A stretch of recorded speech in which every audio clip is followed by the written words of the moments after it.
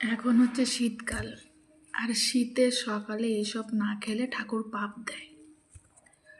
সে তোমার যতই ডায়াবেটিস থাকুক আর যাই থাকুক, আমারও ডায়াবেটিস আছে, লোভ সামলাতে তবু পারলাম না। দেখো বাটিতে রয়েছে নলেন গুড়, লিকুইড নলেন গুড়, আর এই যে রুটি।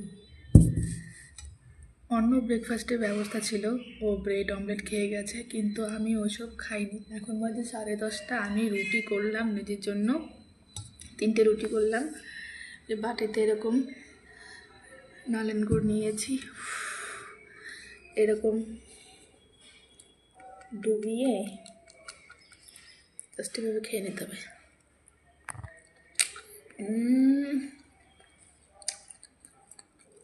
সর্ব জাস্ট অসাধারণ।